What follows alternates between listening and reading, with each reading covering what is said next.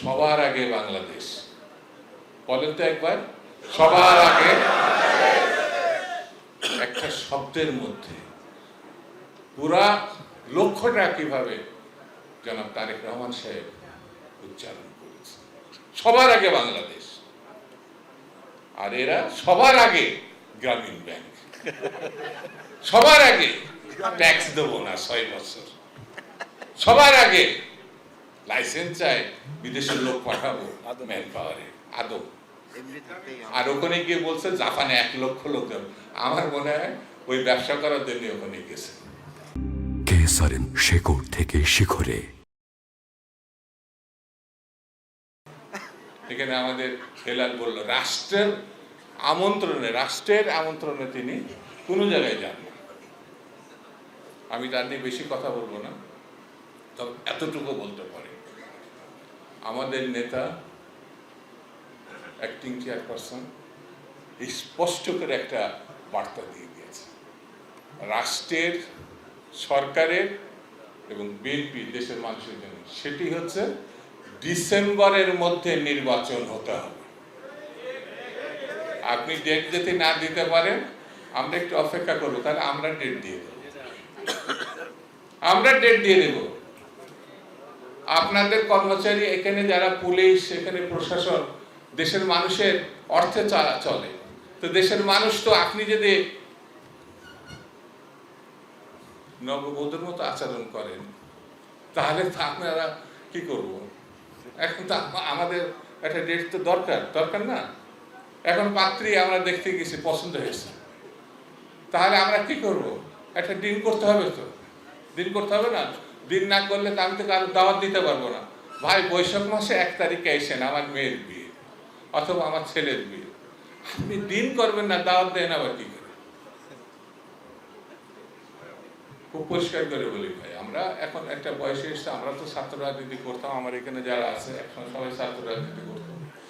ছাত্র দল কিন্তু এখন মাঠে আছে, বিএনপি মাঠে আছে, যুব দল মাঠে আছে, শ্রমিক দল মাঠে আছে, স্বেচ্ছাসেবক দল মাঠে আছে, মহিলা দল মাঠে আছে।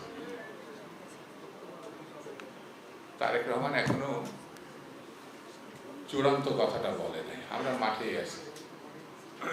যখন চূড়ান্ত কথাটা বলবে, কালকে কিন্তু ঢাকা শহরে অনেকে বেরোতে পারে না, যখন বাংলাদেশটাকে স্ট্যাগনেট, একেবারে স্থবির হয়ে যাবে, সেদিন বুঝতে পারবে। আপনার গোষ্ঠী বলবে যে ট্যাক্স সরাতে পারেন না, তাহলে কি করলেন? আরে ভাই, আমাদের নেতাকর্মী 5,000 নেতাকর্মী তারা শহীদ হয়েছে, কথা সত্য না মিথ্যা?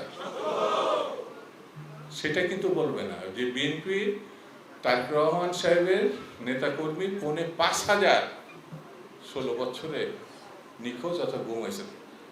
ইলিয়াস আলীর নাম শুনছেন না?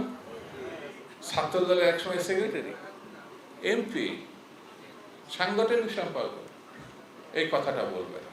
তো তারা একটা বাহিনী বানাইছে, ডিজিটাল বাহিনী, মানে আপনি যাই বলবেন দেখবেন একেবারে ফেসবুক, সোশ্যাল মিডিয়াতে একেবারে গোষ্ঠী উদ্ধার করে ফেলবে। আমাদের উচিত হচ্ছে নেতাকর্মীদের এই সোশ্যাল মিডিয়া কিন্তু এখন খুব গুরুত্বপূর্ণ। শুধু নিজেরটা দেখে আপনি চলে যাবেন এটা না, আপনার দলের কথা ভাবতে হবে, নেতার কথা ভাবতে হবে, কর্মীদের কথা ভাবতে হবে, কর্মসূচির কথা ভাবতে হবে, এটার প্রত্যুত্তর দিতে হবে। আমি ওদের মতো ভূমিকা ছোট করার কথা বলছি না, সত্যটা প্রকাশ করতে হবে। যেমন এরা সারা জন্ম, আরেকবার জন্ম নিলেও এরা জিতবে না।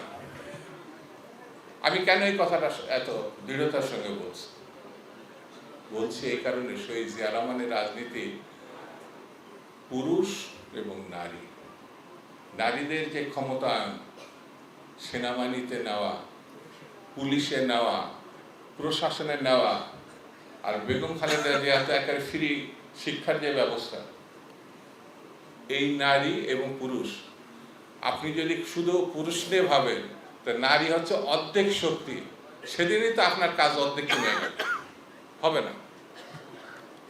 নারী শক্তিকে আপনি আপনার ধর্মমতের মধ্যে রেখেও আপনি তাদেরকে নিয়ে অনেক কাজ করতে পারেন। চট্টগ্রাম বিশ্ববিদ্যালয়ে একটা মেয়েকে কিভাবে পিছন দিক থেকে লাথি মারছে দেখছেন না সোশ্যাল মিডিয়ায়? দেখছেন? কারা মারছে? কারা মারছে? শিবির, গুপ্ত সংগঠন, যারা আমাদের ছাত্র দলের সাম্যকে হত্যা করেছে, যারা নীতি আদর্শ বিহীন গণতন্ত্রকে ধ্বংস করার জন্য লেগেছে।